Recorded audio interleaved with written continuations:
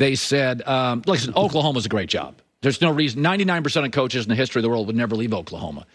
But there is something about you and your beautiful family and your young girls and that small town thing.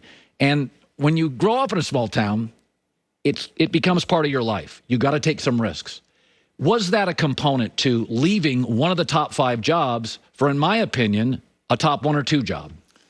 I think that's fair to say. And I would say we've definitely been shaped, both me and my wife are from small towns. I think we have been shaped by our upbringing and not afraid to take risks if we felt like they were the right opportunities at the right time. And that's essentially what this was. It was very difficult to leave Oklahoma. I love Oklahoma. They were phenomenal. It was nothing about something that Oklahoma wasn't. It was seeing this opportunity for our family, for USC, and what we felt like this program could be that just really intrigued us, and just it felt like the right thing to do and the right opportunity at the right time. You know, the Pac-12 years ago wanted both Oklahoma and Texas in the conference. And I had said at the time they feel West. I know Oklahoma's part of the South, but I can't get my arms around Oklahoma in the SEC. Getting my arms around progressive Lincoln Riley in the Pac-12, it like fits. You feel like, I mean, say what you want about the Pac-12, but a lot of our offenses, Bill Walsh, Don Coryell, Eric Coryell, Chip Kelly, modernized football, 13 seconds a snap. There is something about you feel like the Pac-12 to me. Does that make sense? It does. I think when we thought about the fit, both from a football standpoint, I think culturally, just for our family, there was nothing about this that was uncomfortable. I agree with you. There's been, obviously, this is an innovative place. It's one of the greatest cities in the world for so many different reasons. And, yeah, hopefully we can bring something to it. And you can feel the energy in this city. I mean, we could feel it yesterday as we traveled around, got introduced to so many people, and I think that's something that we'll feed off of and be excited to be a part of. Listen, Brian Kelly just took an LSU job. A lot of times, I've always defended coaches on this because schools don't give you much of a heads up when they fire you. It's not like you guys in the recruiting wars have to give people a long tarmac on it. When I read the clippings, and I followed this story pretty closely for a month, it was sudden. I didn't hear your name until like 3 days ago, maybe 2. It felt sudden to me. Was it sudden? It was. It was very sudden. I was totally committed to our team as we made a championship and playoff run, and made that very clear to anybody that was interested. And yeah, we got to Norman late Saturday night, early Sunday morning. Had a conversation that USC had some serious interest, and slept for a couple hours, woke up, had a conversation with the USC people, and you could feel their energy. I mean, you could feel the leadership from the very top is willing to do the things that maybe haven't been done here as of recent to get USC to where it needs to be. And when you combine that commitment from the people in this university with the history, the tradition, the opportunities here at USC, the future's so bright. And just, again, to us, that excitement was tough to ignore. You know, it is interesting. Programs like this, and there's 6 or 7, Oklahoma's one of these, Alabama, Ohio State, USC. They're generally not your classic rebuild. They're more of a reboot. Right. There are some offensive line personnel issues for USC, but you haven't seen a ton of the footage, right? You're looking at film right now.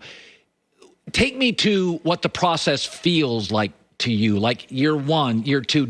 Are you thinking about that in terms of, okay, this is what we implement first, this is where we go second, here's our needs third? Or can you patch it up with a transfer portal now much more quickly?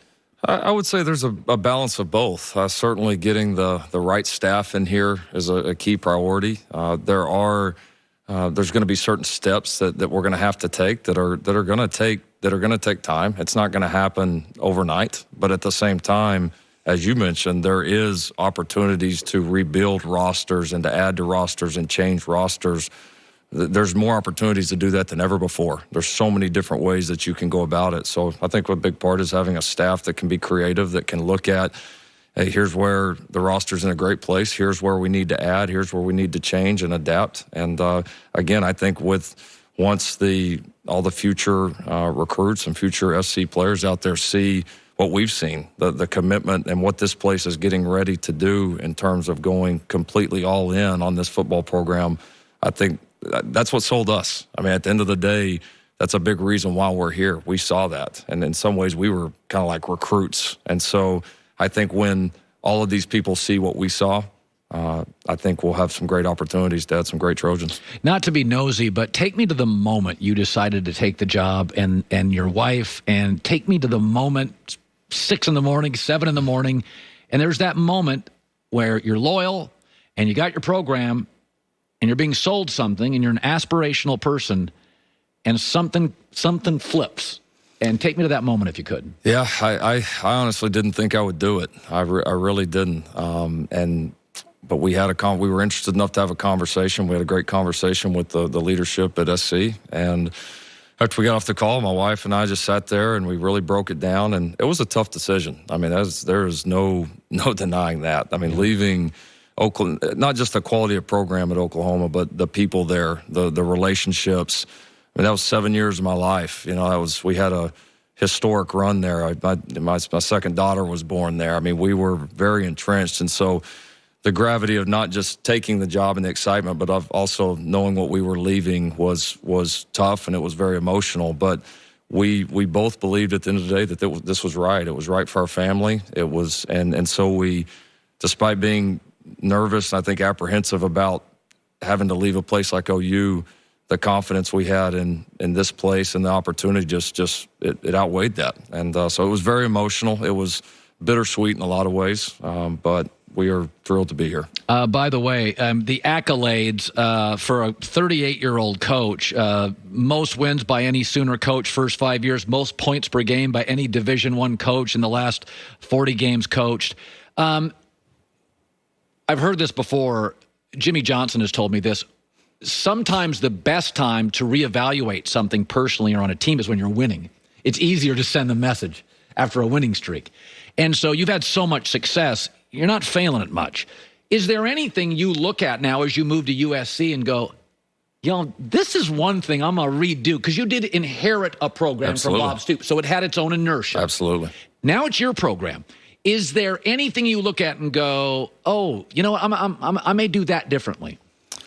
Well, I think there's going to be a lot of things about that we did at our program at Oklahoma that I think have been big parts of the success at Oklahoma that we will bring here. But this isn't Oklahoma either, and so I think we have to be flexible and find for us, what works out here. What works for this part of the country, what works for our players and our staff out here. And so I think having a staff that can be very flexible in that is very, very important.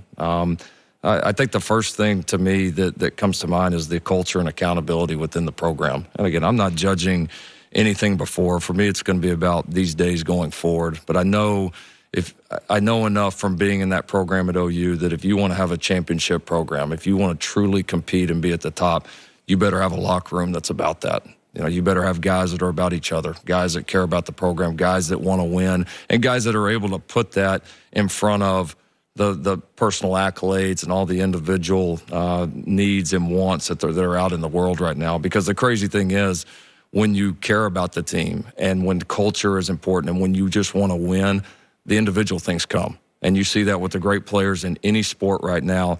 The majority of the great ones are great team guys, and a lot of their success has started because of that mentality. And so we're going to do everything possible to make sure that when somebody walks into our football program, when somebody gets around our program, they feel that. Michigan beat Ohio State this weekend, and it was the first Jim Harbaugh team that I felt had a real identity. They always had talent. Michigan's always got talent. But I was like, this is power football. This is a real identity. 7 yards a chunk. When Ohio State can't stop you, you're a good football team. If I said to you what you want USC to be in 2 years, if people go, USC, blank. What football? I want a football brand. Yeah. I think so many people with the game and the way the game's evolved, talk about the speed, they talk about the throw game, all the flashy plays on the edge. It still comes down to physicality. It still comes down to being dominant at the line of scrimmages. And our best OU teams on both sides of the ball certainly had that. And so that's what And I think that's what we have to build here. I think it starts with the big guys. It starts with being dominant on the fronts because that allows you to do all the different things that you want to do from a skill like to run the standpoint. football. Absolutely.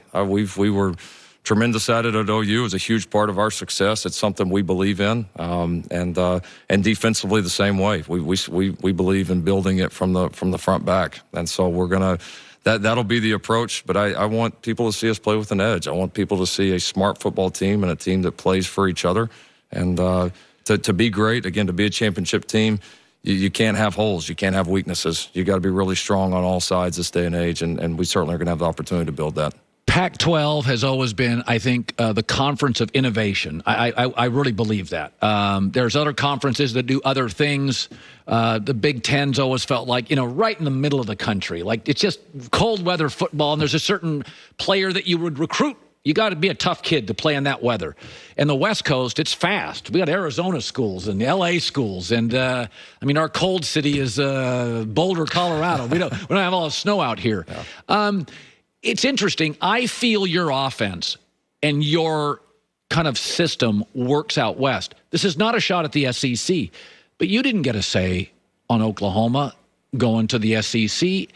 Was there a little part of that ever that was that in the decision at all that you're a Big 12 guy and a Big 12 coach and SEC? Was that part of it? 0%. The leadership at OU was fantastic, communicating with me throughout that process, asked feedback. Certainly not saying I made the decision by any stretch, but I was able to give some feedback.